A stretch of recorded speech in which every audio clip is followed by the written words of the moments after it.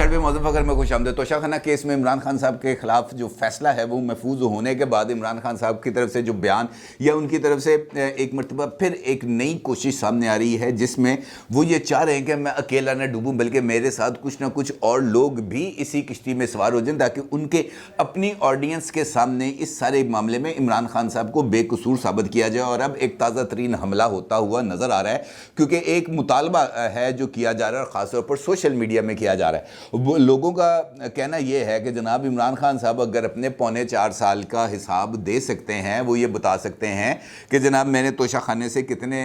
तहाइफ लिए, कितने के बेचे, कितनी आमदनी की, तो वो तमाम शख्सियात और ख़ास तौर पर अस्करी शख्सियात जो 6 साल से जो अस्करी क़यादत है वो संभाल रहे हैं, उनको भी ये बताना चाहिए कि जनाब हमने 6 साल के दौरान तोशाखाने से कितने मालियत के तहाइफ वसूल किए और कितनी मालियत उसकी अदा की। अगर देखा जाए तो इस मुतालबे के अंदर किसी तरह की कोई बुराई नहीं है, तमाम लोगों को अकाउंटेबल होना चाहिए अनडाउटेडली। लेकिन ये सारी चीज़ें उस वक़्त क्यों याद आती हैं जब अपने वेलनेज बांध दी, उसके अलावा पहले किसी को नहीं पता चलता। इमरान खान साहब को उस वक्त तक तोशाखाने की हकीकत का पता नहीं था जब तक उन्होंने खुद तोशाखाने से फैज़याबी हासिल नहीं की। उनको उस वक्त तोशाखाने का ख्याल नहीं आया जब वो यूसुफ रज़ा गिलानी साहब के ऊपर ये इल्ज़ामात आयद करते थे कि जनाब उनको एक हीरो का हार मिला तोशाखाने से और वो उनकी अहलिया चोरी करके ले गई। इल्ज़ाम लगा दिया गया यूसुफ रज़ा गिलानी साहब की अहलिया मुहतरमा पर कि वो चोरी करके हार ले गई हैं, जबकि यूसुफ रज़ा गिलानी साहब ने वो हार वापस तोशाखाने में जमा भी करा दिया था। लेकिन इस सारी सूरत हाल में ये जो नया एक खेल शुरू हुआ है ये अपनी नौयत का पहला खेल नहीं है। इससे पहले भी ऐसे कई खेल खेले जा चुके हैं, बल्कि मुझे याद आया भी कल ही एक रिपोर्ट है जो वफाकी हुकूमत को यानी वजारत दाखिला को पेश की गई है और इस रिपोर्ट के अंदर भी बहुत सारी चीज़ों को बेनकाब किया गया है, बहुत सारी शख्सियात को बेनकाब किया गया है, बहुत सारे इदारों को बेनकाब किया गया है, बहुत सारे अकाउंट्स को बेनकाब किया गया है, क्योंकि ये तमाम के तमाम चीज़ें जो हैं ये अदलिया मुखालफ प्रोपेगेंडे के लिए इस्तेमाल की जा रही थी, आला अदलिया के मोअज़्ज़ज़ जज साहिबान को मिलाइन करने के लिए इस्तेमाल की जा रही थी, उनके ऊपर दबाव बढ़ाने के लिए इस्तेमाल की जा रही थी। हालांकि पीटीआई की उसकी ज़रूरत नहीं है, लेकिन वो फिर भी अपना जो हक है वो मुकम्मल तौर पर जताते रहते हैं। एफआईए ने एक रिपोर्ट तैयार की है और इस रिपोर्ट के अंदर उन्होंने अदलिया मुखालिफ मुहिम के हवाले से जो मुख्तलिफ पोस्ट्स हैं जो सोशल मीडिया पर लगाई जाती हैं उसके हवाले से उस रिपोर्ट को ना सिर्फ मुरतब किया है बल्कि पीटीआई के एक सीनियर रहनुमा के ख़िलाफ़ एक्शन की भी उन्होंने इजाज़त तलब की है। इस रिपोर्ट में जो एफआईए ने तैयार की है इसमें 1 दर्जन से ज़ायद वकला, जर्नलिस्ट और कुछ सोशल मीडिया एक्टिविस्ट के नाम भी शामिल किए गए हैं और उनकी तमाम सोशल मीडिया पोस्ट का भी फोरेंसिक करा लिया गया है और उसके ज़रिए ये जो चीज़ है उसको आश्कार किया गया है कि जनाब ये तमाम लोग जो हैं ये आला अदलिया को नुकसान पहुंचाने के लिए ये एक सोची समझी मुहिम चला रहे थे और इनका मकसद इसके अलावा और कुछ नहीं था कि किसी न किसी तरीके से अदलिया की साख के ऊपर सवालिया निशान उठाए जाएं। एफआईए ने चूँकि ये तहकीकात की हैं लिहाजा इन तहकीकात और साथ अगर उन्होंने ये कहा है कि हमने फोरेंसिक कर लिया है, फोरेंसिक के अंदर भी ये चीज़ें साबित हो गई हैं, तो उसके बाद अब हुकूमत के लिए जो ऑप्शंस हैं वो इसके अलावा और कुछ नहीं रह जाती कि वो इन लोगों के ख़िलाफ़ कार्रवाई के लिए इजाज़त दें। एफआईए ने जो रिपोर्ट तैयार की है वो रिपोर्ट वजारत दाखिला और अटॉर्नी जनरल को भी फराहम कर दी गई है और ये कहा गया है कि जनाब इनके ख़िलाफ़ कार्रवाई की हमें फ़ौरी तौर पर ज़रूरत है। अगर ये कार्रवाई नहीं की जाएगी तो फिर ये तमाम लोग जो हैं जो सोशल मीडिया पर तौहीन अमेज़ पोस्ट लगाते हैं उनकी जो है वो हौसला अफजाई होगी। अब जो एफआईए का मामला है ये भी अपनी नौयत का ज़रा थोड़ा सा टची सी सिचुएशन बन जाती है क्योंकि इससे पहले भी बहुत सारे मामलात के ऊपर एफआईए की तरफ से रिपोर्ट्स गई हैं, लेकिन मौजूदा हुकूमत को शायद इस बात का अंदाज़ा ही नहीं है कि जनाब इन रिपोर्ट्स पर अगर कार्रवाई नहीं की जाएगी, अगर कानून को हरकत में नहीं लेके आया जाएगा तो उसके नतीजे में जो कैफियत है वो बिल्कुल बदल जाएगी। वो तमाम लोगों का जो चाका है वो खुल जाएगा, वो खुल के सामने आएंगे और फिर वो नेक्स्ट लेवल के ऊपर चले जाएंगे। नेक्स्ट लेवल पर जाकर वो ज़्यादा तौहीन अमेज़ और ज़्यादा जो इखलाक बाख्ता गुफ्तगू करेंगे और ये हो रहा है। अभी मैंने देख रहा था रीमा उमर साहिबा ने एक बहुत ही ज़्यादा उनके ऊपर एक शख्स ने उनके ऊपर एक नाजेबा बहुत ही ज़्यादा इखलाक से गिरी हुई जो बात है वो उन्होंने की है, जो किसी भी खातून और ख़ासतौर पर खातून जर्नलिस्ट के साथ तो नहीं करनी चाहिए, किसी के साथ भी नहीं करनी चाहिए, लेकिन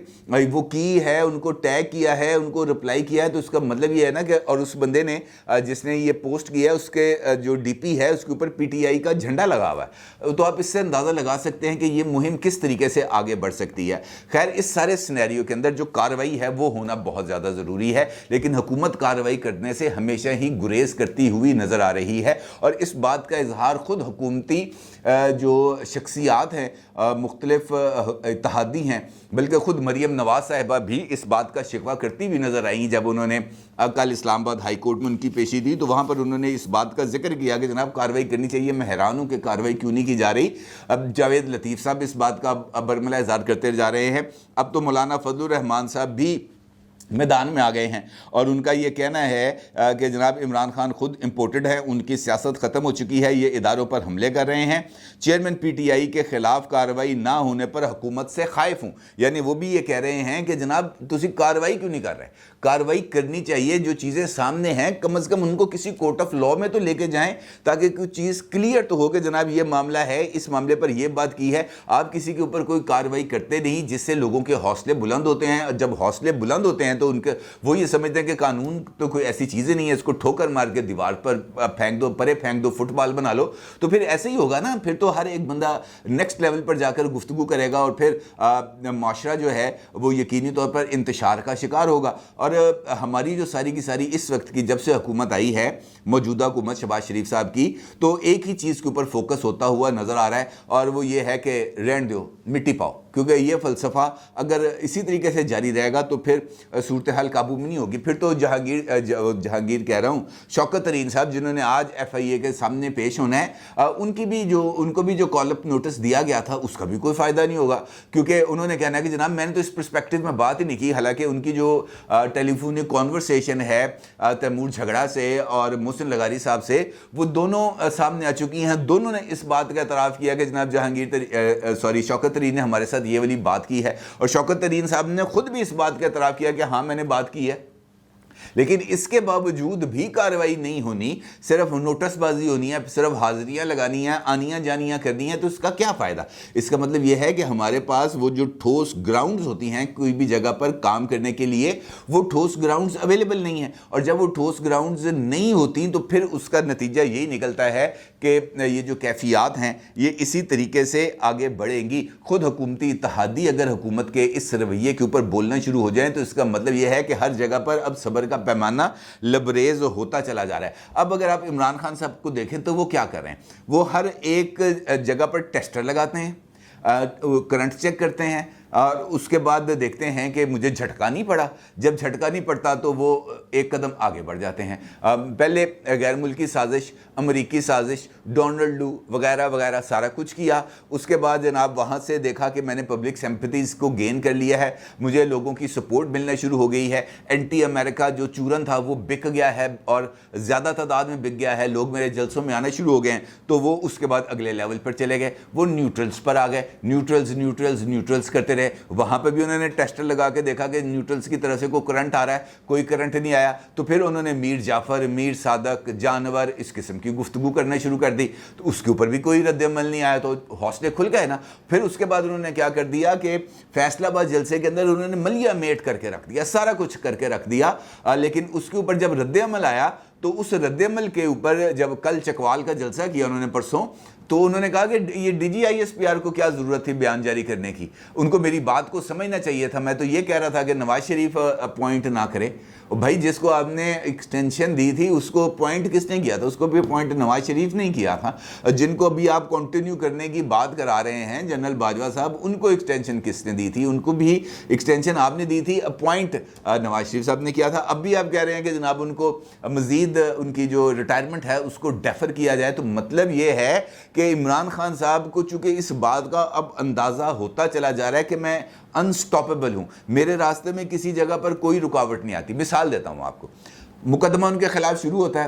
पूरी सोशल मीडिया उस मुकदमे के ऊपर एक एक लफ्ज़, एक एक चीज़ को पकड़ना शुरू कर देती है और सोशल मीडिया पर डालना शुरू कर देती है। उससे क्या नतीजा निकलता है कि वो लोग जो ये सारी कार्रवाई कर रहे होते हैं उनके ऊपर दबाव आना शुरू हो जाता है कि यार ये हम ये बातें कर रहे हैं, ये चीज़ सोशल मीडिया पर आ रही है, कल को अगर हमने कोई फैसला कर दिया, कोई ऐसी वैसी बात कर दी तो ये सारा जो सोशल मीडिया है हम पे चढ़ दौड़ेगा। फिर लोग इज्जत बचाने के लिए या जो भी है मामला उसके तहत फिर इमरान खान साहब को रियायती नंबर दे देते हैं। लेकिन ये रियायती नंबर कब तक चलेंगे? देखिए, अगर सोसाइटीज़ के अंदर ना खौफ ताकत का नहीं होता, सोसाइटीज़ के अंदर, महज़ब माशरों के अंदर जो खौफ है वो कानून का होता है। लेकिन जब कानून का खौफ नहीं होगा, आम शहरी से लेकर वज़ीर आज़म पाकिस्तान तक, आम शहरी से लेकर चीफ ऑफ आर्मी स्टाफ तक, आम शहरी से लेकर चीफ जस्टिस ऑफ पाकिस्तान तक, अगर कानून का खौफ नहीं होगा तो फिर जितनी मर्जी रिपोर्टर पार्टी कर लें, जितनी मर्जी इन्वेस्टिगेशंस कर लें, जितने मर्जी फोरेंसिक कर लें, जितने मर्जी रिपोर्टें बना लें, जितने मर्जी ऑडिट कर लें, नतीजा कोई नहीं निकलेगा। तो ये सारी की सारी चीज़ें रद्दी के तौर पर इस्तेमाल की जाएंगी, कुछ सरकारी रिकॉर्ड रूम में पड़ी रहेंगी, तोल के बेच देंगे। फिर इतनी स्याही ज़ाया करने की, इतनी लोगों की तवानाइयाँ ज़ाया करने की क्या ज़रूरत है? सीधी तरह कह देंगे जी इमरान खान साहब एक मुकद्दस गाय है, इसको किसी तरीके से कोई बंदा हाथ नहीं लगा सकता। पाकिस्तान तहरीक इंसाफ के जो लोग हैं उनके खिलाफ किसी तरह की कोई कार्रवाई नहीं की जा सकती क्योंकि वो लाडले हैं और चूँकि हमने उनको सर आंखों पर बिठाया था किसी दौर में, या अब भी बिठाया हुआ है, तो इसका मतलब यह है कि हमने उनके खिलाफ किसी तरह की कोई कार्रवाई नहीं करनी। फिर अगर आपने कार्रवाई नहीं करनी तो फिर ये ढकोसला किस चीज़ का है? फिर इस ढकोसले की समझ लगनी चाहिए ना कि ये ड्रामा क्या है, ये ड्रामा हमने क्यों शुरू किया हुआ है, इस ड्रामे को हमने कब ख़त्म करना है। ये सारी चीज़ें सामने हो। सिर्फ ये कह देना मरियम साहबा ने जिस तरीके से कल इस्लामाबाद हाई कोर्ट के बाहर कहा, अपनी गुफ्तगू में कहा उन्होंने कि इस तरह लग रहा है जैसे इमरान खान साहब के अब भी लाड उठाए जा रहे हैं। जावेद लतीफ़ ने भी यही कहा कि जनाब उनके लाड उठाए जा रहे हैं। तो भाई या तो आप ये बात बताएं कि कौन लाड उठा रहा है, बताएं ना, नाम ले। अगर आप इमरान खान साहब से ये कहते हैं कि वो मिस्टर एक्स या मिस्टर वाई का नाम ले, तो फिर आप भी लाड उठाने वालों का नाम ले। यार गेम खोलें, पता चले कि यहाँ पर क्या है। अब चूंकि कोई कार्रवाई नहीं होती, लिहाजा हर एक जगह पर चीज़ आगे बढ़ती चली जाती है, आगे बढ़ती चली जाती है, कोई उसमें रेजिस्टेंस नहीं होती। जिस तरीके से मैंने अरशद शरीफ साहब का जिक्र किया, जिन्होंने अभी एक ताज़ा तरीन कल उन्होंने एक वीलॉग था अपना जो उन्होंने पोस्ट किया। उस वीलॉग के अंदर वो क्या कह रहे हैं? उस वीलॉग के अंदर ये कह रहे हैं वो कि कोई हिम्मत कर सकता है, DGISPR इस बारे में हिम्मत कर सकते हैं कि वो अपने ही महकमे के चीफ से पूछें कि 6 साल हो गए हैं आपको रहते हुए आर्मी चीफ के ओहदे के ऊपर, आपने इन 6 सालों में बहुत सारे वफूद से मुलाकातें भी की होंगी, गैर मुल्की वफूद ने आपसे मुलाकातों के अंदर आपको तहाइफ भी दिए होंगे, आपने बहुत ज़्यादा गैर मुल्की दौरे भी किए हैं इन 6 बरसों में। उन 6 बरसों के दौरान आपको वहाँ से भी कुछ तहाइफ आपने दिए भी होंगे, तहाइफ लिए भी होंगे। क्या आपने वो तमाम के तमाम तहाइफ जो आपने वसूल किए वो आपने तोशा खाना में जमा कराए? और अगर तोशा खाना में जमा कराए तो उनकी डिटेल्स क्या हैं? अगर तोशा खाना में जमा कराए और वो तोशा खाना से वापस आपने हासिल कर लिए तो किस कीमत पर हासिल किए, वो कीमत भी बताएं। और वो तहाइफ का अब स्टेटस क्या है? देखें, यही बात है जो मैं आपसे बार बार, यही एक नुक्ता है जिसके लिए मैंने इतनी लंबी चीज़ को आपके सामने लेके आया हूँ कि देखें, कानून, मैंने आपको बताया ना, कानून का खौफ होना चाहिए। जिस तरीके से मैं हूं या आप हैं, हमारे ऊपर कानून का खौफ है। यार रेड सिग्नल क्रॉस करेंगे, सामने खड़ा वार्डन, उसने 500 रुपए का चलान कर देना है। हेलमेट नहीं पहना होगा, उसने 300 रुपए का चलान कर देना है। ये कानून है। कानून की ये जो अमलदारी है ये होनी चाहिए। अगर तोशा खाना के जो कवायद हैं वो पाकिस्तानी पॉलिटिशियंस के लिए हैं तो मिलिट्री साइट्स के ऊपर भी तो कुछ ना कुछ रूल्स होंगे ना। ये तो नहीं होगा कि जनाब जो भी तोहफा आएगा अंधाधुंध रख लिया जाएगा, या वो उस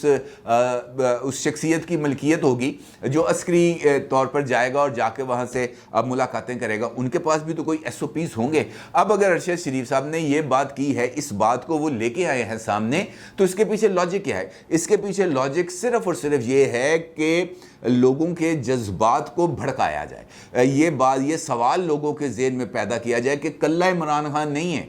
बाकी लोग भी हैं। अगर आपने इमरान खान साहब से पूछा है तो शहबाज शरीफ से भी पूछे, अगर आपने इमरान खान से पूछा है तो आप जो है चीफ जस्टिस ऑफ पाकिस्तान से भी पूछे, अगर आपने इमरान खान साहब से पूछा है तो फिर चीफ ऑफ आर्मी स्टाफ से भी पूछे। यानी एक ऐसा जो धूल है इतनी उड़ा दी जाए कि उसके अंदर असल शबाहत को पहचानना ही मुश्किल हो जाए, पता ही ना चले, हर एक बंदा ना कटियो कटी होया, पता ही नहीं लगे कि किस बंदे के खद्दो खाल क्या है। इतनी गर्द उड़ा दें कि उसमें किसी के भी दामन जो है वो साफ ना हो। और ये एक ऐसी मुहिम है जो मौजूदा हालात में जानबूझकर फैलाई जा रही है, क्योंकि ये नवंबर अपॉइंटमेंट वाले मामले को लेकर इमरान खान साहब बहुत टची हैं और ये उनके लिए matter of life and death बन चुका है, क्योंकि वो निजी महाफिल में इस बात का इजहार कर चुके हैं कि अगर अक्टूबर में या नवंबर में इलेक्शन ना हुए तो फिर फारग समझे अपने आप को, क्योंकि उसके बाद जो चेन ऑफ कमांड में तब्दीली आएगी वो तब्दीली फिर आगे जाकर बहुत सारे मामलात को इफेक्ट करेगी, क्योंकि उसके बाद नीचे वाली तमाम की तमाम हिरारकी बदल जाएगी। कुछ कोर कमांडर्स हैं रिटायर हो जाएंगे, कुछ कोर कमांडर्स हैं नए आएंगी, किसकी नई जिम्मेदारियां बदल जाएंगी, सारी की सारी हिरारकी चेंज हो जाएगी। और उसकी वजह से इमरान खान साहब ये समझते हैं कि मुमकिन तौर पर या शायद उनके ख्याल में जो उनके वहाँ पर जो सिंपैथेटिक लोग हैं या जो इमरान खान साहब से मोहब्बत रखते हैं, उल्फत रखते हैं, या जिनके दिलों में इमरान खान साहब के लिए नरम गोशा है, वो अगर मंजर से हट जाएंगे तो फिर इमरान खान साहब के लिए दोबारा इक़्तिदार में आना बहुत ज़्यादा मुश्किल हो जाएगा। सिर्फ यही वजह है जिसकी वजह से आला अदलिया हो या हमारी टॉप मिलिट्री लीडरशिप हो, उनके खिलाफ ये सारे का सारा कीचड़ उछाला जा रहा है। अपनी राय का ज़रूर इज़हार कीजिएगा। आपका बहुत शुक्रिया। अल्लाह हाफ़िज़।